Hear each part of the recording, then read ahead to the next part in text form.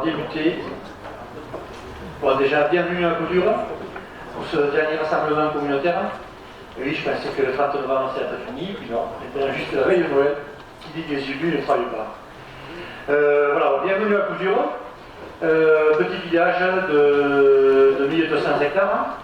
Maintenant une population de 500 habitants, on était tombé très très bas au début de l'année 2000, on était 390, on a eu une belle progression avec de nouveaux arrivants. Voilà, bon après c'est comme tout village de Chance-sur-Saône, hein.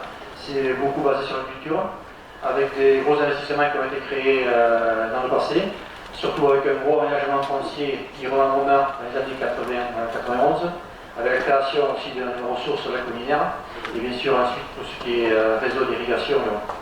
Après, bon, c'est un village qui a des nombreuses exploitations comme la plupart des villages, les énergies ruraux, club de gym, club de basket, nous avons fusionné avec Eire Fargue et Coudure. Nous avons aussi un RPI scolaire qui est créé depuis 1979 avec Sarasier, c'est mon souhait. 7 classes. Voilà, c'est un village comme plein d'autres. Enfin, je ne vais pas m'étarder beaucoup plus longtemps et je vais passer la parole au président pour débuter la séance.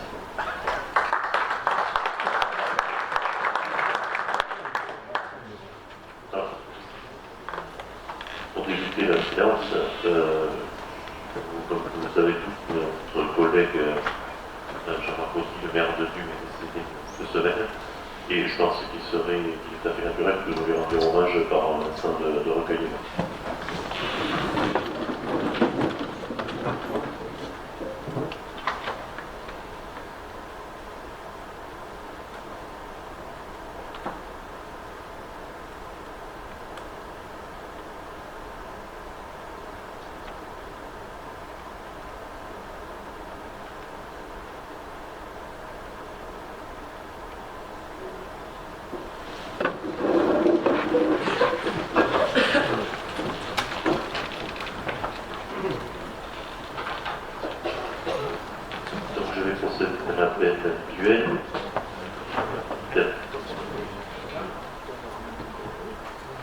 Vincent Martin,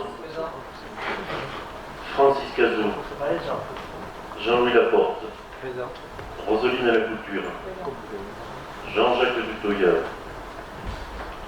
Jacques Duclas, Nicolas Ast, Daniel Carton, Annie Marsan, Francis Lafitte, Benoît Rampon, Yves Ducas, Jean-Luc Lafenêtre, Gilles Couture, Serge Lanson a donné pouvoir à Pascal Regina,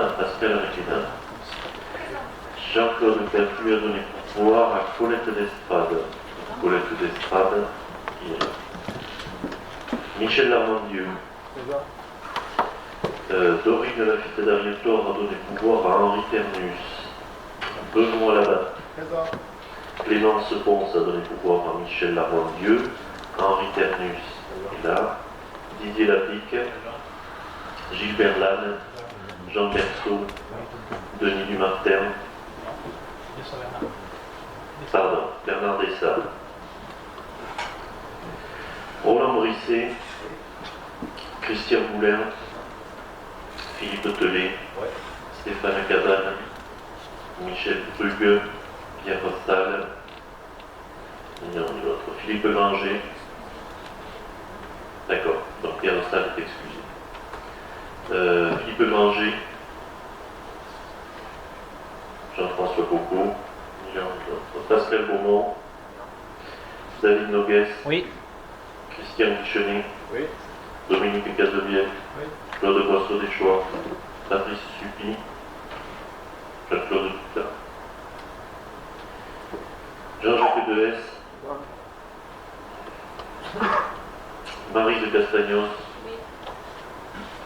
Alain Duluc, Guillaume Dutoya, Oui. Chantal Daribert est excusé, Jean-Pierre Laferrère, André Passicos, Jean-Jacques Danet, Oui. Jacques Labenne, Aimé Laborde, Philippe Dutoya, les élus Arnaud Dauzerne, les élus de... Ah oui, pardon,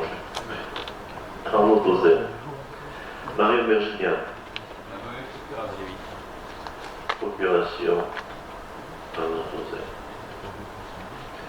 Yoann Labarère. Marie-Ange Babert. Jacques Choulet. Marie-Claire Duprat. Jean-Marc Fabier. Elisabeth Brett.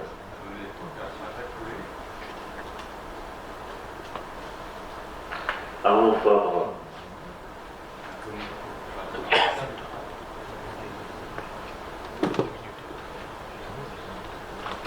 Aurélie Levesque.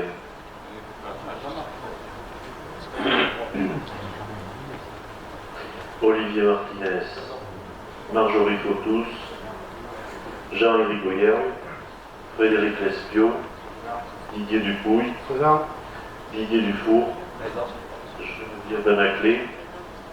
Gilbert Dubic et Roland Dufault. Donc, ceci étant fait, on va pouvoir démarrer l'ordre du jour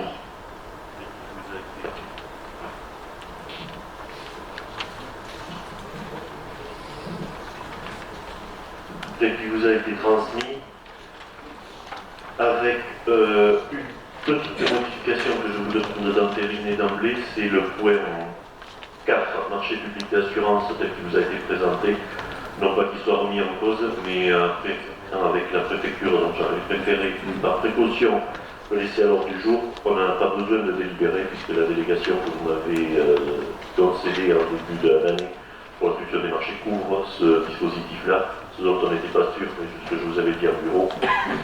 Donc, il n'y a pas lieu de délibérer sur ce point, même si la décision sera en tout point conforme aux éléments qui vous ont été présentés. Il n'y a rien qui change. On n'a pas besoin de la délibération. Donc, concernant les autres points à l'ordre du jour, le premier, c'est l'attachement de l'espace avec modification simplifiée du PLU de la commune de Bamako. Je ne sais pas si Jean-Jacques veut revenir là-dessus, s'il y a des précisions. Non. Rien de plus que ce qui est échangé, c'est un réajustement mineur sur le règlement. Voilà, sur l'idée de créer ou de ne pas créer des portillons, c'est un réajustement. Donc quand je dis que c'est mineur, il n'y a pas de questionnement sur ce point. Donc il n'y a pas d'opposition à ce que l'on approuve cette modification simplifiée, que les portillons de Bamako puissent s'élargir ou se rehausser, je ne sais même plus exactement quelle est la teneur exacte, ou se créer là où il n'existait pas. Dans les règlements de portillons sont autorisés, dans le PMU, ça n'avait pas été autorisé. D'accord. Donc ça. Donc on va le faire. Si vous en êtes d'accord, on va le faire. Si il n'y a pas d'opposition à la mise en application de ce point-là, pas d'abstention. Donc c'est noté à l'unanimité.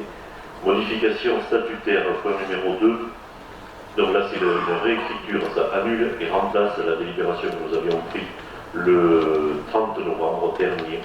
Il n'y a rien de changé sur la teneur, simplement dans l'écriture, dans la façon dont c'était présenté, la préfecture nous a attiré notre attention, nous a demandé de la réécrire, parce qu'on était passé d'un petit A à un petit B, enfin, il y avait eu une petite simplification dans l'écriture qui ne leur convenait pas, en raccourci. Donc comme vous l'avez vu, ça reprend, il faut quand même avoir un œil vigilant pour faire la différence entre la version du 30 novembre et celle qui vous est présentée aujourd'hui, mais celle qui vous est présentée aujourd'hui, elle a été validée par la préfecture.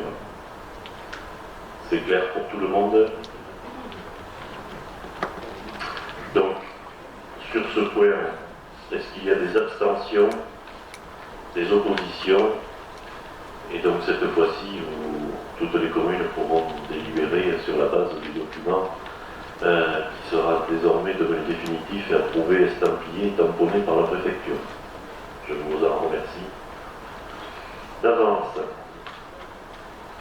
En matière de point numéro 3, en matière de développement économique, donc là c'est des subventions dans le cadre de notre règlement, donc je vais laisser Calix vous en donner le détail. On vous propose de subventions dans le cadre des entreprises.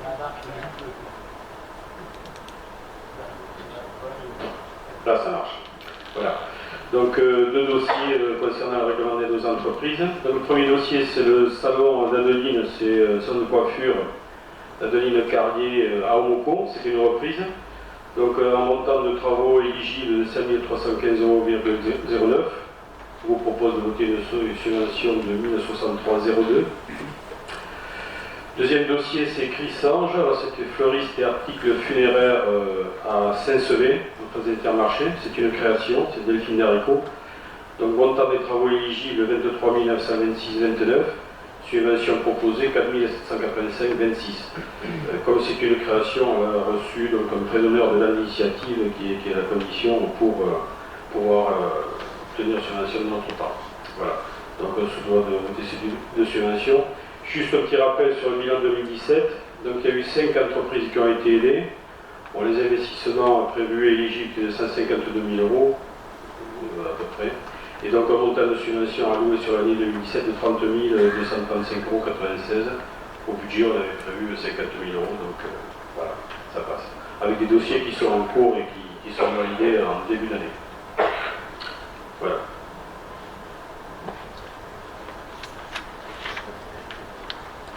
Merci. Pour ces décrites par Alice, question. S'il n'y en a pas, est-ce qu'il y a des oppositions, des abstentions? Donc, elles seront mises en œuvre telles que décrites. Le point numéro 4, donc, qui n'est plus d'actualité. Le point numéro 5 donc, concerne, comme je vous l'avais informé en bureau, l'extension, et par suite à ce que l'on avait délibéré au mois de septembre, l'extension du périmètre du CIAS. Donc, il est proposé d'étendre le nombre d'élus communautaires, et par conséquent, ultérieurement, il faudra étendre le nombre de personnes désignées également au sein du conseil d'administration du CIAS, et de le passer de actuellement 8 élus communautaires à 11 élus communautaires. Et donc il y aura par voie de conséquence 3 personnes désignées représentatives du milieu associatif lié à l'action sociale. En général, c'est le critère qui est retenu. Donc voilà, première délibération fixée à 11 le nombre de membres élus et donc à parité désignés au sein du conseil communautaire. Ça c'est le premier point. Est-ce qu'il y a des questionnements par rapport à ça? Non. Donc, première délibération que je mets aux voix. Est-ce qu'il y a des abstentions? Est-ce qu'il y a des oppositions? Donc maintenant qu'on a fixé à 11 le nombre de délégués, il faut en désigner, il y a lieu de procéder dans une élection complémentaire pour les 3 délégués supplémentaires. Donc la raison d'être, c'est la prise de compétences enfance-jeunesse, l'extension sur les battes de Samadé, le CCAS et le jaune. Et donc j'ai sollicité 3 personnes, 3 élus communautaires qui m'ont donné leur aval. Maintenant, les candidatures sont lancées. Moi, j'aurais tendance à vous proposer les candidatures de Frédéric Lespio, Guillaume Dutoya et Jean-Jacques Danet. Maintenant, s'il y en a d'autres ou si ça doit faire au départ, il n'y a pas de problème. Non? Est-ce qu'il y a des candidatures autres? S'il n'y en a pas, on doit normalement, je ne vous refais pas le topo, sortir les urnes, les bulletins, c'est une élection. On les a sortis, on est bien d'accord. Pas de regret. Donc,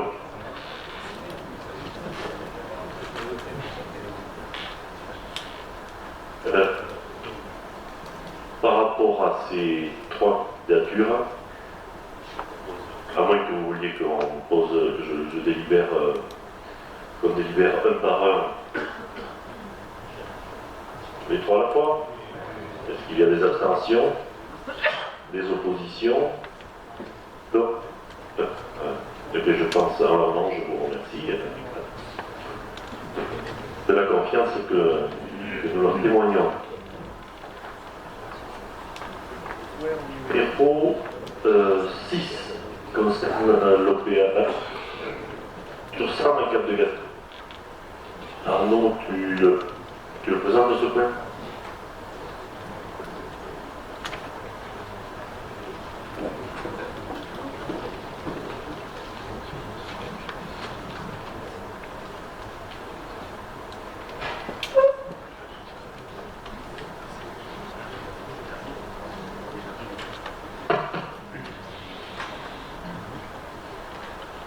C'est le point 7 sur l'OPH futur, ça qu'on a. Oui. C'est le point 8 celui-là. Alors le point 7, c'est la mise en.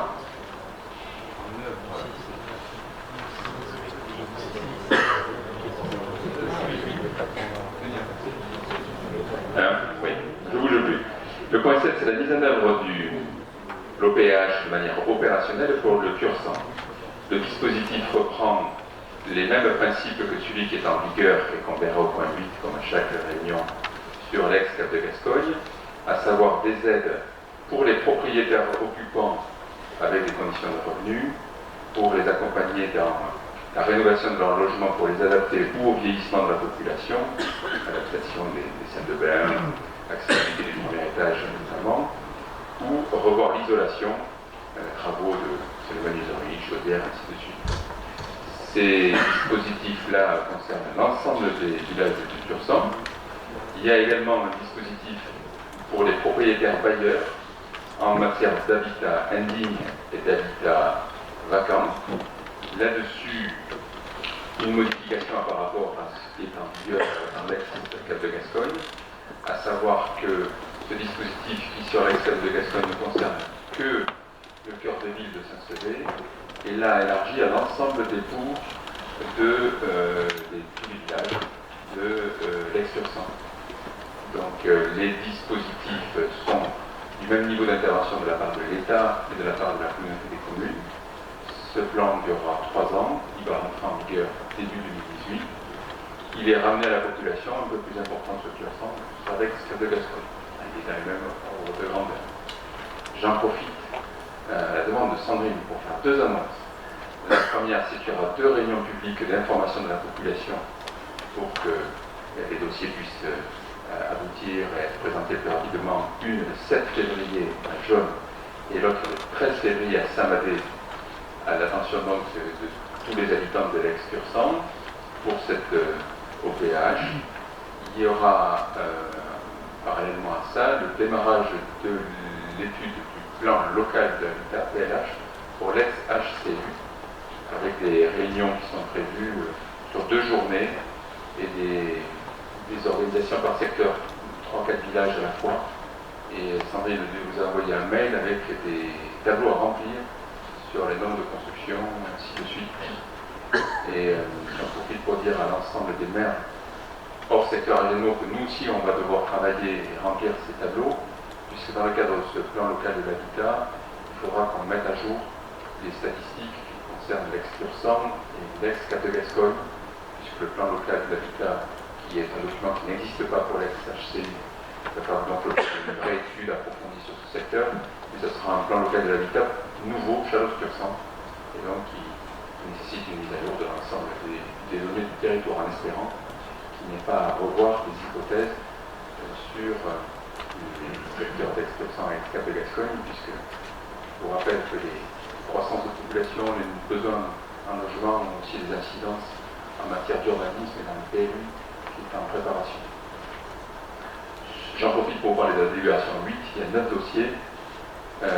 Sur ces 9 dossiers, il y a des gens qui viennent, qui seront aidés, des propriétaires occupants de Fargues, de Dume, de Montgaillard, de Conat, de Coudure et de Saint-Sevé.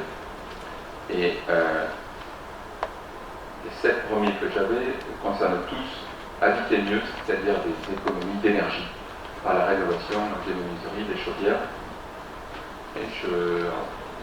Et les deux autres sont de l'autonomie, c'est-à-dire l'adaptation des habitations au vieillissement de leurs habitants. Toutes les familles recevront une information.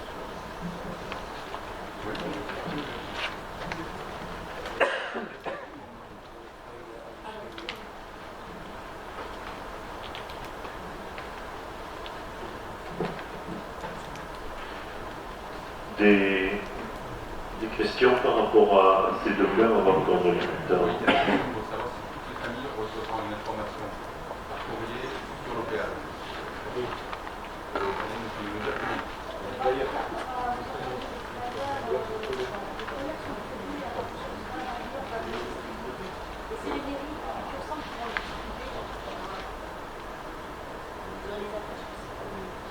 Donc il y a tout un dispositif classiquement de flyers, de panneaux d'affichage en mairie et je ne sais pas si ça vous a été transmis, en tout cas on l'avait évoqué, d'un article type que vous pourrez relayer dans les bulletins municipaux, surtout en début d'année, déjà pré-rédigé par truc de manière qui reprend les différents éléments que vous pouvez mettre, je dirais, à votre sauce ou l'intégrer à votre guise dans un bulletin d'info communal. D'autres questions sur ces deux points-là? Donc sur le premier point, sur la validation du programme tel qu'il vous a été présenté avec les montants, le type d'aide et la typologie d'aide sur le secteur Tursan, est-ce qu'il y a des abstentions, des oppositions? Donc on va mettre en œuvre de cette manière-là. Et concernant les dons 9 subventions sur l'OPH Cap de Gascogne, est-ce qu'il y a des abstentions, des oppositions? Donc, on pourra les attribuer définitivement. Le plan numéro 7, qui regroupe les plans 9, 10 et 11. Donc, pour l'instant, je le rappelle, dans le cadre de GEMAPI, on est en représentation substitution. Donc le nombre de délégués est le même que précédemment. Avant, il y en avait un ou un par commune sur chacun des trois syndicats, avec quelques variantes. Il y en avait qui n'avaient que des titulaires, suppléants. Donc aujourd'hui, on est bien à élire des délégués en substitution des communes. Au fil de l'année, dans le courant de l'année 2018, et au fur et à mesure des changements de statut de chacun des syndicats, on devra re-élire des délégués en remasterisant un peu tout. Donc là, vous allez me le valider définitivement, et je vous en donner lecture de l'ensemble des délégués qui existaient et des modifications qu'il y a à faire, sur la base d'un titulaire, un suppléant par commune. Il faut juste qu'ils soient élus. Parce que dans les évolutions de statut, il y avait dans certains syndicats qui toléraient le fait que les conseils municipaux antérieurement désignent des non-élus pour siéger dans ces syndicats, ça n'est plus de mise. Donc, à partir du moment où quelqu'un est élu communal, il peut siéger dans ces syndicats. On est d'accord sur ça? Donc, on va valider et vous allez me dire si cela reste. Il y a lieu de modifier les noms. On avait un peu fait l'exercice en bureau, on avait dégrossi, là, tout le monde est.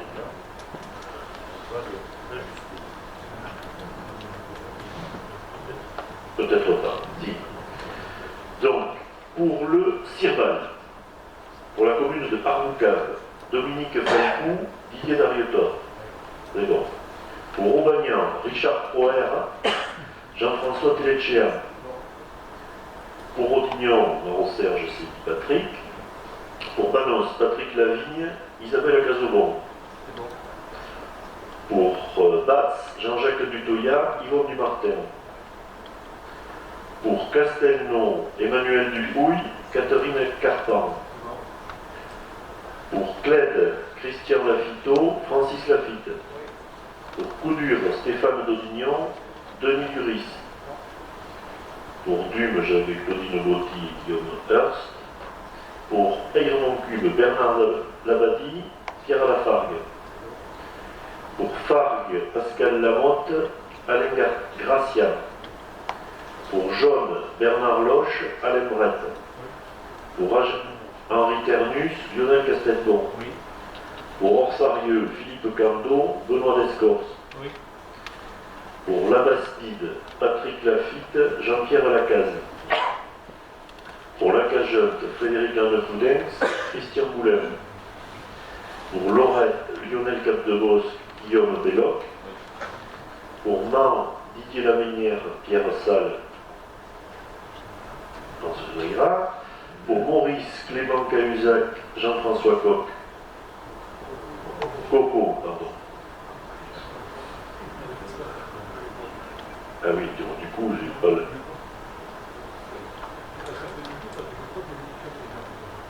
Ah. Et est-ce que le titulaire est toujours au conseiller municipal? Clément Cahuzac. C'est bon.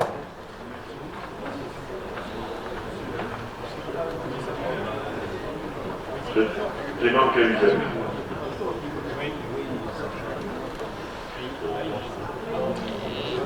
Bon, on va laisser ces deux si au moins le titulaire est en situation de siéger pour 3 mois.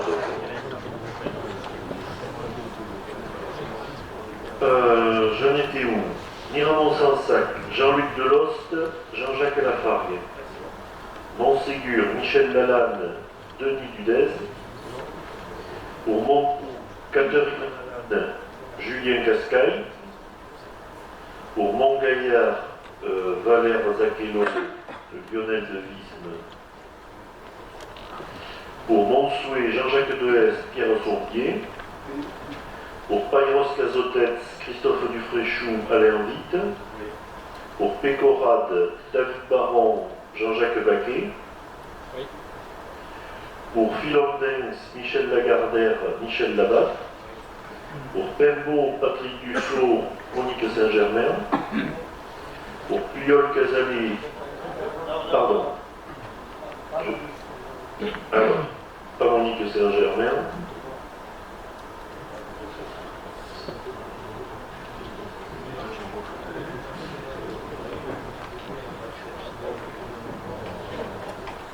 Pour Puyol Casalé, donc Jean-Pascal Prouer, Jérôme Coste-Droite. Pour Sainte-Colombe, Vincent Lafargue, Jacqueline Irigoyen. J'ai sauté 5 cris. Je ne suis pas sûr que Aimé va me pardonner. Rosine Batz et Jean-Michel Comarieux pour Saint-Cric. Pour Saint-Soupe, donc on avait Bruno Lamaison en titulaire.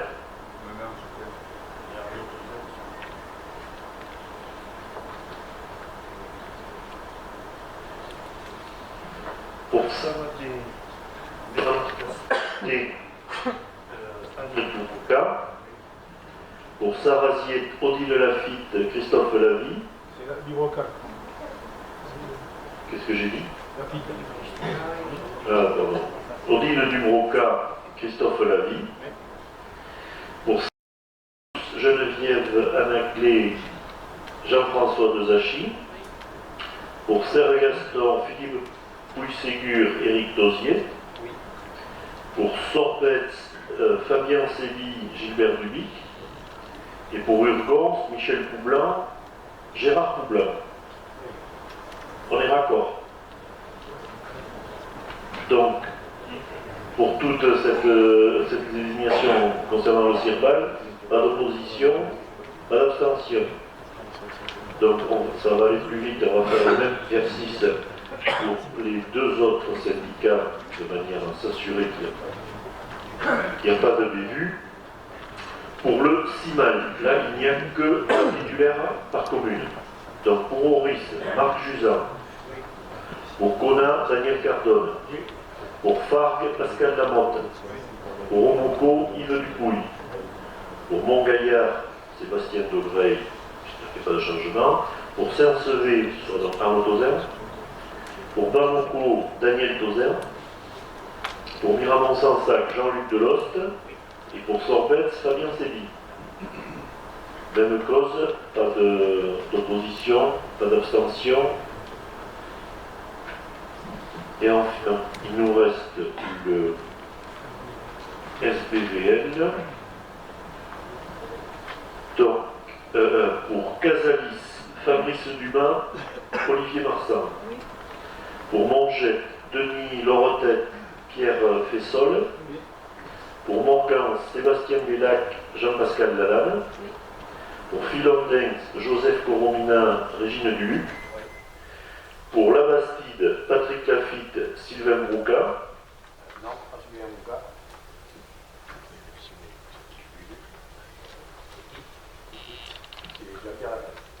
Jean-Pierre Lacaze.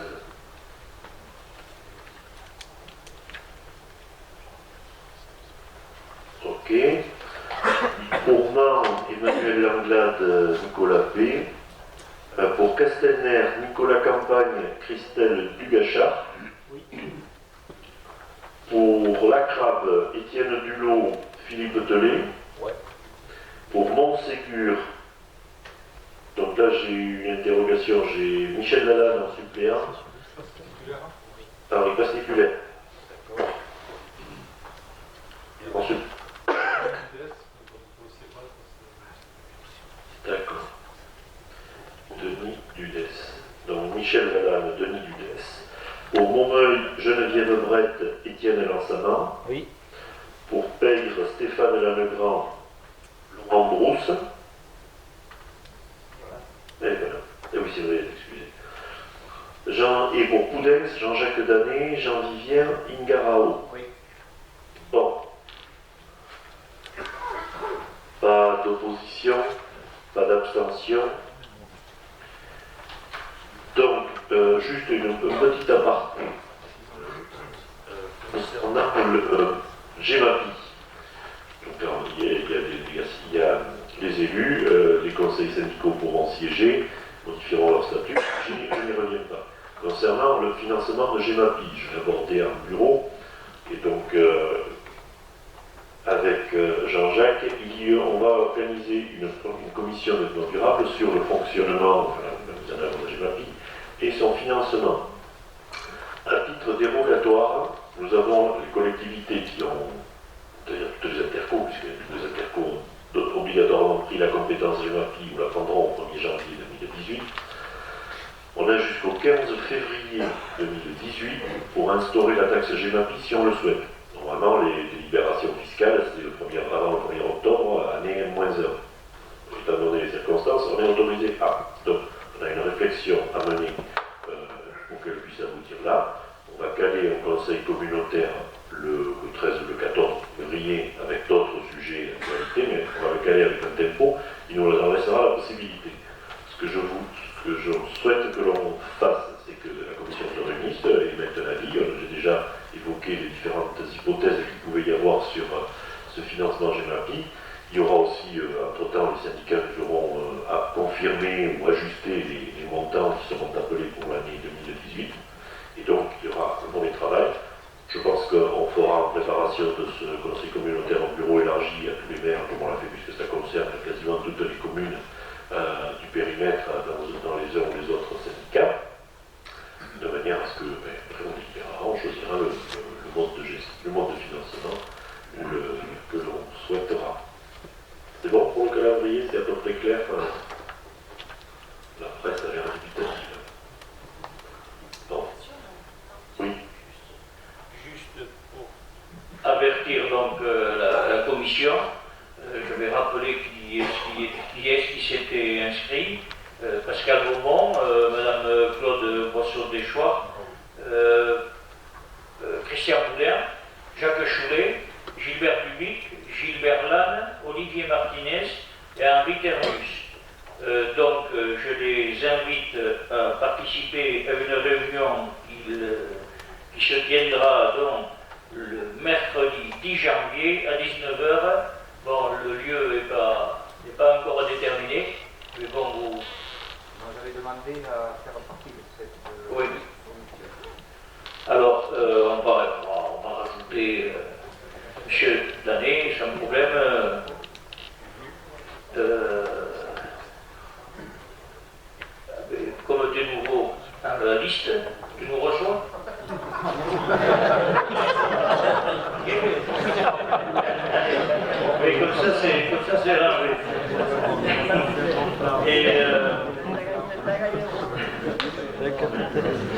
faire un principe avec l'option que je dis le retour. Voilà.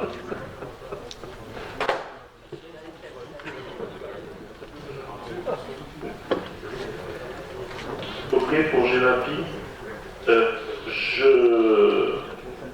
un aparté, je me permets un petit aparté par rapport à ces réajustements de commissions. Il y a eu diverses demandes d'intégrer les commissions ou d'en changer. Alors ce que je vous demande, c'est de transmettre à Frédéric ou à Aurélie qui suivent ça, les changements que vous souhaitez. Ça ne pose aucun problème, mais qu'on puisse l'entériner, officialiser, on le met dans une délibération. Et s'il y a des personnes qui veulent se rajouter aux unes ou aux autres commissions, ou en changer, je sais qu'il y avait eu divers, vous m'aviez parlé les uns ou les autres de divers changements, je demande juste un petit mail de le mettre par écrit, qu'on puisse l'intégrer dans un prochain conseil communautaire, et ça ne pose pas de problème sur le fond, mais qu'on y mette un minimum de fond. D'accord ?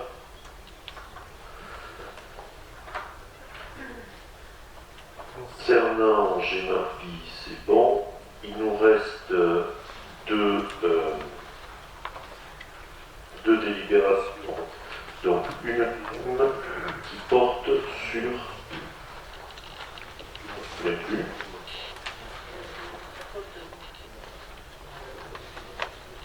Ah oui, les inscriptions budgétaires pour pouvoir investir l'année prochaine. Pour les acomptes de maîtrise d'œuvre qui n'étaient pas prévus au budget, donc c'est une réaffectation de dépenses d'investissement non exécutées sur ce chapitre spécifique-là. Voilà, c'est dans la suite de nos délibérations qui avaient lancé le projet, puis on a retenu le maître d'œuvre par décision au mois de septembre. Donc aujourd'hui, il a comme premier impératif de calendrier d'être à un niveau APS et permis déposé fin janvier pour que les demandes de DETR puissent être déposées en temps et en heure. APD, niveau APD et permis déposé, voilà. Donc on lui a demandé d'avancer assez vite, donc il a commencé par faire, il a aussi fait une facture. Ce qui est logique. C'est bon pour ce DM. Est-ce qu'il y a des abstentions ou des oppositions? Non. Le point numéro 13, c'est une libération classique de fin d'année, donc qui autorise à réengager des dépenses d'investissement à hauteur d'un quart du budget l'année prochaine, non pas qu'il y ait de fléchage aujourd'hui particulier, mais qu'il y a un vote le budget, en plus on le vote classiquement plutôt le 15 avril que le 15 février. Et qui avait besoin donc ça on a un point aussi engagé. Vous connaissez ça, est-ce qu'il y a des questions sur ce point-là? Est-ce qu'il y a des oppositions, des abstentions? Je vous en remercie. Oui.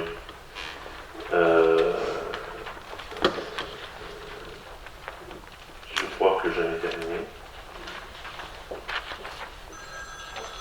Ah oui, peut-être de me le rappeler. Donc, normalement, la prochaine fois que l'on se verra tous réunis, j'espère, donc ça devrait être le 12 janvier. Je pense que vous avez reçu entre-temps la petite invitation.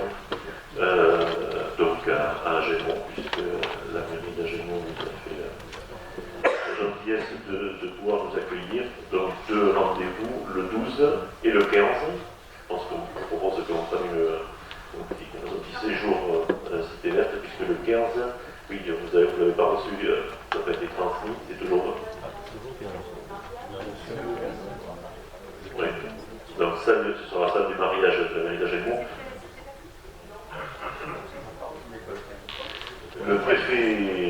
Monsieur le préfet souhaitait rencontrer toutes les intercos et c'était à peu près sa seule disponibilité.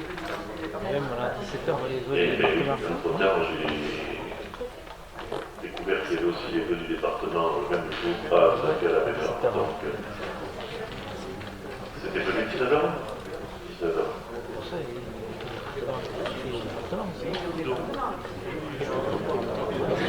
On verra bien s'il y a un changement. En tout cas, vous aurez une invitation formelle. Si c'est c'est maintenu en date du 15. Le 12, je vous confirme, c'est sûr. Et si le 15, ça n'a pas lieu, dans ce cas-là, avec les services préfectoraux, c'est pas un problème. Voilà, moi j'en ai terminé pour l'ordre du jour. Je vous propose, avant de donner la parole à Dominique, qui avait un divers, c'est la date du prochain conseil communal à Aigre-Montcube, le passé de Lille.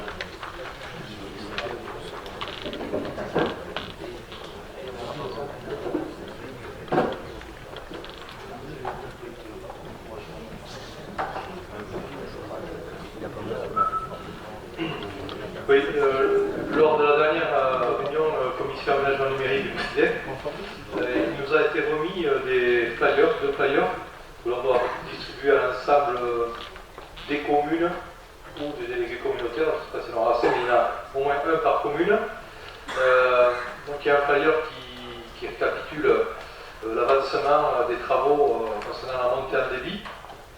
Donc aujourd'hui on en est à la deuxième phase, à la deuxième tranche, donc 20 communes ont fait partie de la première tranche, une commune au niveau départemental qui ont bénéficié des montées en débit.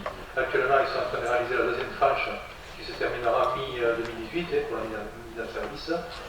Donc 20 autres communes sont concernées. La troisième tranche démarre dès début 2018, 14 communes sont concernées et donc la réalisation se terminera mi-2019. Donc ça c'est pour la montée en débit.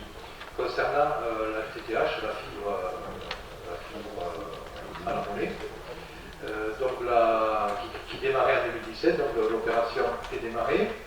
La première tranche se déroule actuellement, elle est commencée, il y a 6 communes qui sont concernées, donc c'est Léon, Michouk, Serre-sur-Adour, Pérorade, et puis je ne sais plus, nous concernant, donc le point d'entrée qui est conservé, c'est le point d'entrée de Serre-sur-Adour. Donc les études sont en cours et la réalisation devrait être terminée courant 2018, donc c'est l'opération 2017 mais qui débordera sur 2018. Par contre, en parallèle, les études sur l'opération 2018 vont démarrer dès début 2018 et là, quelques communes de notre secteur sont concernées, à savoir la commune de Samadé, Aubagnat, Batz, et il y en a une quatrième, c'est peut-être et Urgons. Donc les études vont démarrer dès début 2018 pour une fibre certainement 2019. Une recommandation de la part du CIDEC concernant. Non,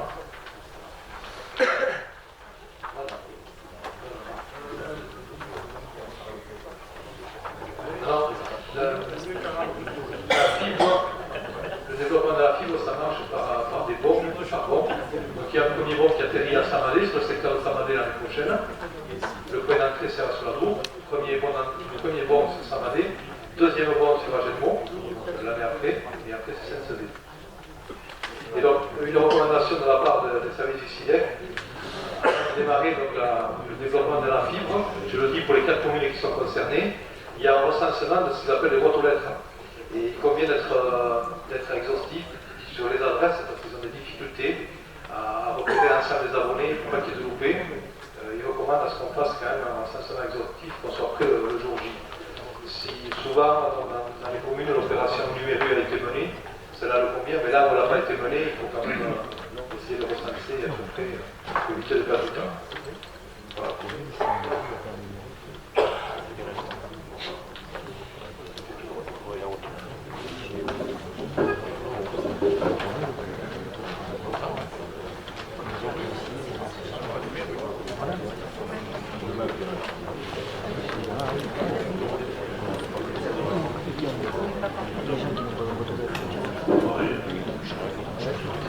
Donc, est-ce qu'il y a d'autres points divers que vous souhaiteriez porter?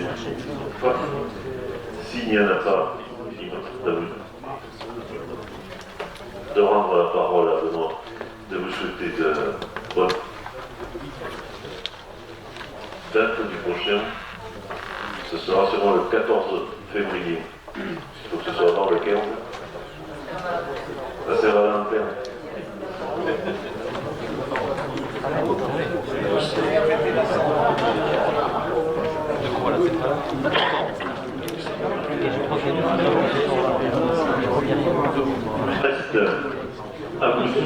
bonnes fêtes de fin d'année. Une petite pause puisque bon, on a quand même un rythme sinon soutenu, puisque je crois que c'est la 10e fois de l'année que l'on se voit dans cette configuration, et je ne parle pas des autres, puisque si on craignait de mettre du temps à faire connaissance, au moins ça aura contribué entre autres à ça cette année, c'est-à-dire qu'on s'est vu suffisamment de fois pour apprendre à travailler ensemble. Donc voilà, bonne fête de fin d'année, puis au 12 si on ne se revoit pas avant. Benoît. Juste pour clôturer. Sauf petit buffet là, donc à un moment donné de vous lever, une table ici les mains. Voilà, je disais qu'on va installer une table sur le milieu pour vous offrir un petit toast et enfin. Voilà, bon, bonne fête à tous, bon Noël et bon Réveillon.